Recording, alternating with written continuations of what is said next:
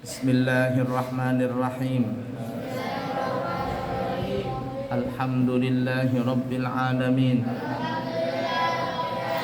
Allahumma salli wa sallim ala sayyidina Muhammadin wa ala ali sayyidina Muhammadin.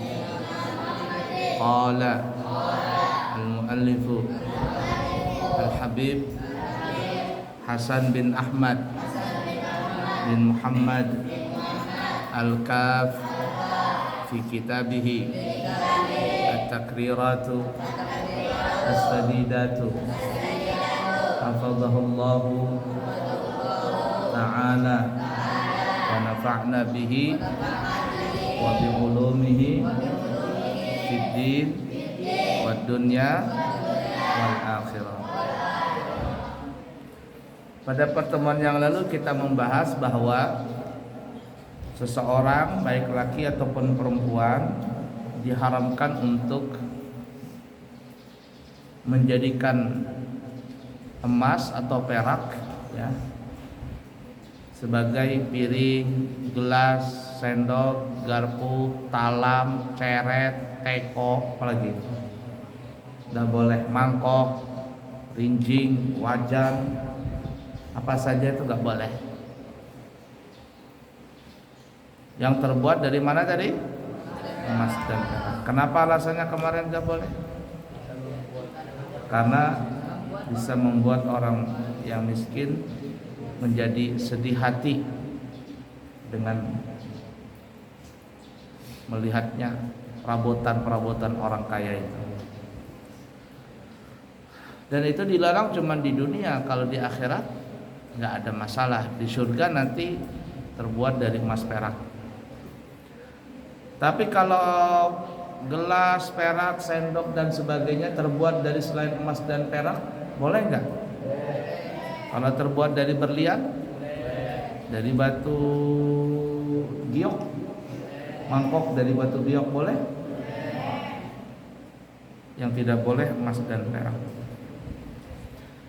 Kalau ada orang membuat emas, membuat sendok, garpu dan semuanya terbuat dari emas perak, tapi nggak dipakainya, cuma dipajang saja, boleh nggak? Hah? Boleh apa tidak? Tidak boleh. Kenapa? Karena dikhawatirkan nanti akan terpakai juga.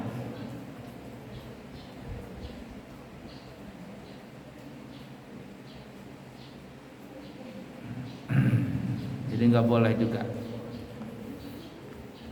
Nah tapi kalau warnanya saja, ya ala kulli hal. Kalau kita pergi ke Mekah itu nah, umroh atau haji, itu di perabotan perlengkapan orang jual-jual pernak-pernik haji umrah itu, ceretnya warnanya kuning, tekonya warnanya kuning, warnanya perak. Ada seperti itu, ada warnanya, tapi bukan emas asli, bukan perak asli. Warnanya nih, sendoknya. Siapa yang punya sendok emas itu? Ada punya? Nah, itu. Hah? Itu. Tapi dia bukan emas, bukan perak asli. Itu cuman warna aja kayak emas. Baik, lanjut ya, halaman 43. Permasalahan tambalan. Ad-dabbah adalah lempengan emas atau perak yang digunakan untuk memperbaiki wadah, perabot yang pecah atau untuk menghiasi.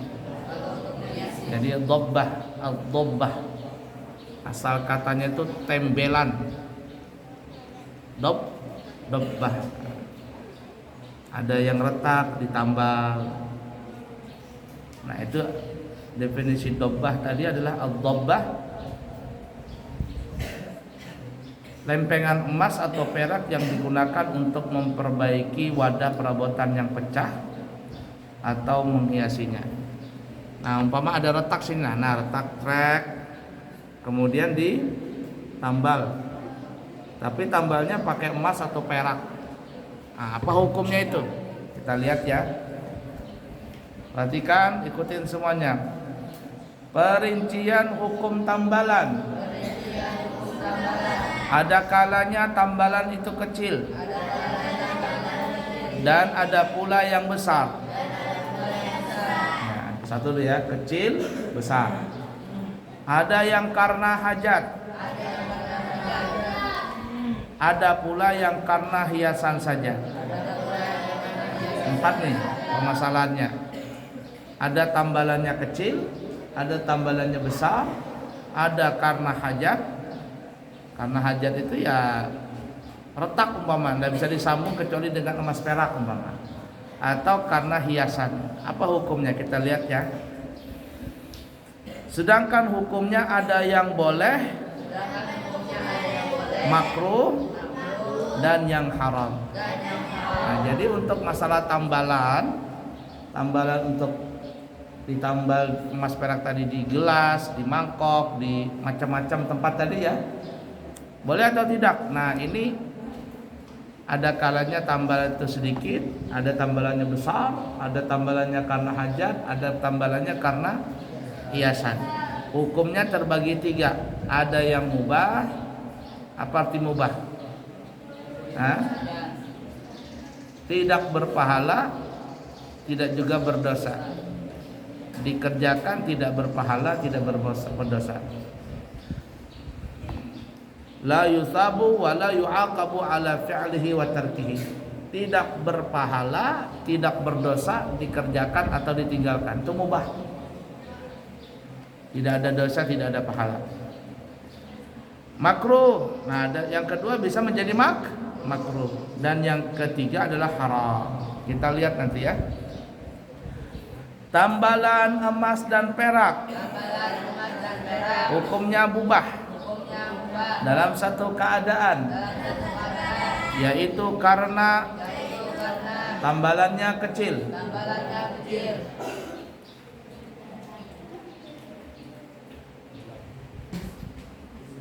Nanti sekali lagi berdiri ya. Dan ada hajat. Jadi umpama ini ya. Nah, ini anggaplah ini gelas. Ini gelas umpama. Ada bocor di sini nih. Bocor. Kemudian ditambal yang bocor ini pakai emas atau perak. Tambal. Itu kecil. Ya, kecil saja tambalannya. Umpama tambal di situ. Apalagi karena hajat, umpama ini kalau tidak dipakai emas, tidak pakai perak, dia dia akan rusak cepat umpama, atau tambalannya nggak kuat, maka digunakan pakai emas dan perak tadi. Maka apabila tambalan itu kecil, satu, yang kedua karena hajat, maka hukumnya ini adalah mubah, tidak berpahala, tidak berdosa. Ya, itu mubah. Kemudian hukumnya makruh di dalam 4 keadaan. Nah, ada yang makruh hukumnya, tambalan emas dan perak ini gimana? Ada 4. Ya, yang pertama, ukuran tambalannya besar dan ada hajat. Nah, tambalannya besar, lubangnya besar, ditambal. Ya. Atau lubangnya kecil tapi perlu dilebarkan. Karena tambalan yang melebar itu untuk merekatkan supaya tidak lepas. Umpama lubangnya cuma segini nih. Kecil kan ya? Nah, segini lubangnya. Tapi dikasih tambalan emas atau perak segini. Tujuannya supaya ini tidak lepas tambalan tadi. Maka hukumnya adalah makruh. Paham enggak? Ya. Besar tapi ada hajat, hukumnya makruh.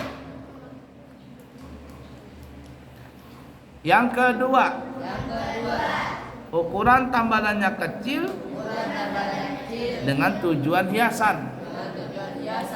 Ada di situ tambalnya kecil, seperti lubang apa ya? Lubang semut. Kecil nggak lubang semut? Ya, kecil di situ. Dikasih di situ emas, tapi tujuannya untuk hiasan, supaya mempercantik nih, mempercantik ceret tadi atau gelas tadi ditambahlah pakai emas, supaya ada kelihatan indahnya begitu. Tapi tambalannya kecil. Ini hukumnya adalah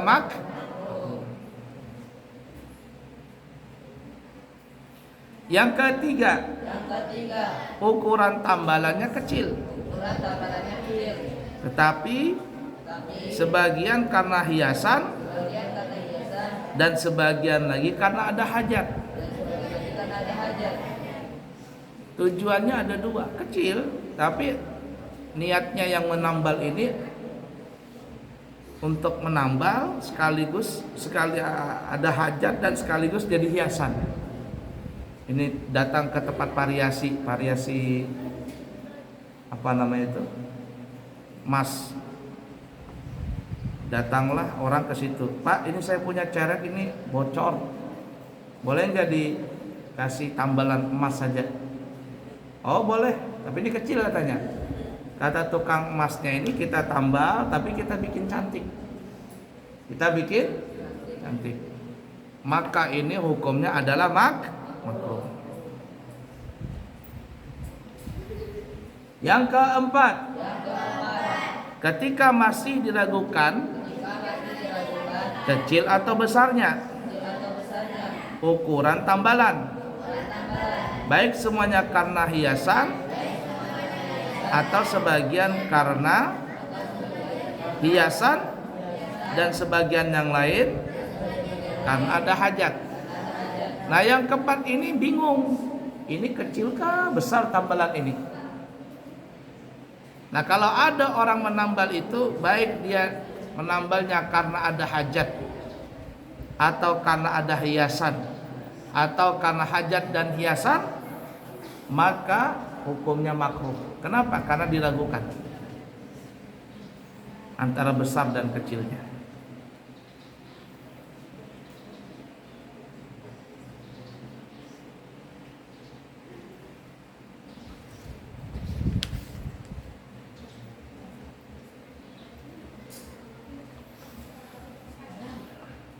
Tambalan emas dan perak yang hukumnya haram. Nah, tadi kan sudah mubah, kita sudah bahas, makruh kita sudah bahas, kemudian yang ketiga haram. Kapan tambalan itu jadi haram? Yaitu dalam dua keadaan. Yaitu yang pertama, ukuran tambalan besar dengan tujuan hiasan. Bolongnya segini nih, besar nggak? Kemudian ditambal pakai emas, lalu dibikin hiasan. Apalagi di situ nanti dikasih cap gambar burung lah, gambar bintang lah, gambar apa. Besar dan untuk hiasan. Maka ini hukumnya adalah haram. Yang kedua, ukuran tambalan besar, sebagian karena hiasan dan sebagian yang lain karena ada hajat. Jadi dibesarin sebagian untuk hajat ini supaya nggak lepas ya, kita tambalnya besar-besar. Tapi kita bikin cantik. Maka yang seperti ini hukumnya haram. Intinya kalau tambalan besar, tujuan apapun hukumnya haram.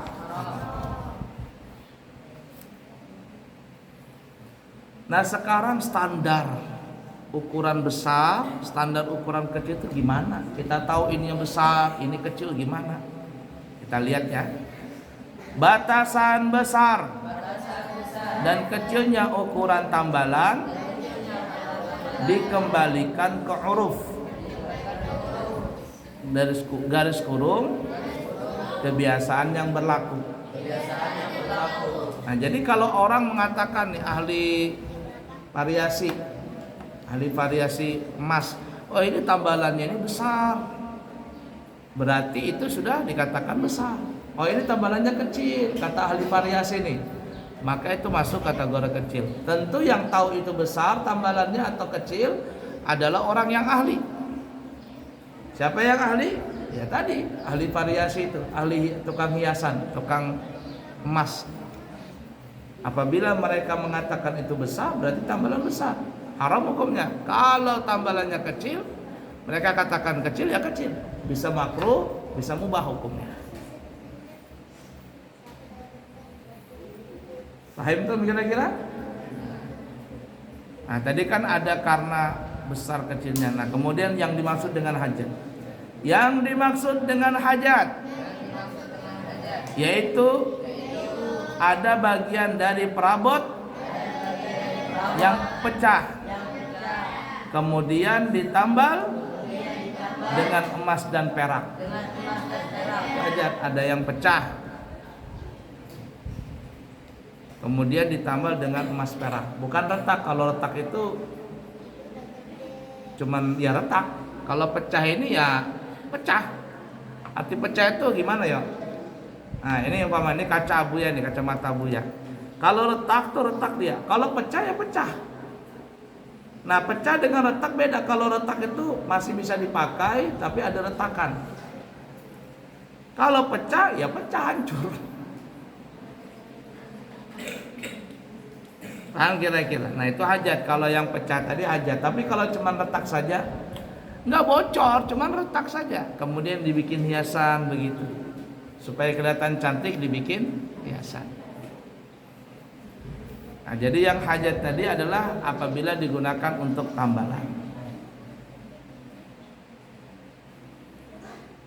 Penyusun, nazam, Safwatu Az-Zubat berkata, haram menambal dengan emas dan perak yang besar secara uruf dengan tujuan hiasan.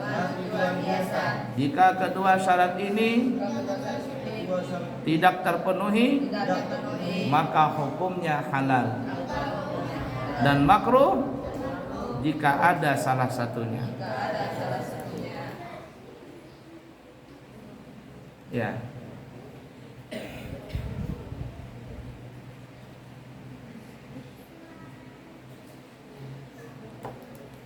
Waktunya belajar, bukan waktu nulis. Nah, supaya disiplin. Hajat adalah yang sesuai dengan ukuran pecahnya wadah. Nah, jadi kalau lubangnya umpama sebesar ini, ya segitu aja tambalannya. Jangan merembet ke sana kemari.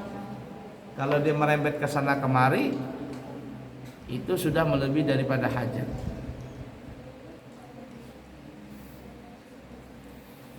Ulama berbeda pendapat dalam menyikapi perincian tambalan di atas. Apakah mencakup tambalan emas dan perak ataukah tambalan perak saja? Menurut Imam Rafi'i, perincian di atas mencakup tambalan emas dan perak. Sedangkan pendapat mu'tamad menurut Imam Nawawi adalah perincian di atas hanya untuk tambalan dari perak saja. Sedangkan tambalan emas hukumnya haram secara mutlak.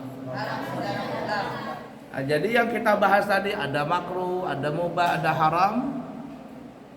Menurut Imam Rafi'i itu emas dan perak, hukumnya 3 tadi. Tapi menurut Imam Nawawi, Yahya bin Syaraf An-Nawawi, dan ini adalah yang paling kuat, hukum yang berlaku tadi makruh, mubah dan haram itu hanya tambalan berupa perak. Tapi kalau berupa emas tidak ada maaf, mau kecil, mau besar, mau hajat, mau hiasan, maka hukumnya tidak bisa ditoleransi, hukumnya haram. menurut pendapat Imam Nawawi, dan ini yang paling kuat. Mu'tamad itu adalah yang paling kuat. Sebagaimana yang diungkapkan oleh Al-Allamah Muhammad bin Ahmad Al-Maki Al-Asadi di dalam kitab Zawaidul Az-Zubad, haramkanlah tambalan emas secara mutlak sebagaimana yang telah dinyatakan oleh Imam Nawawi. Wallahu a'lam. Nanti kita akan sambung. Pembahasan yang berikutnya adalah at-tamwih. Tamwih itu menyepuh cincin tapi dengan sepuhan emas.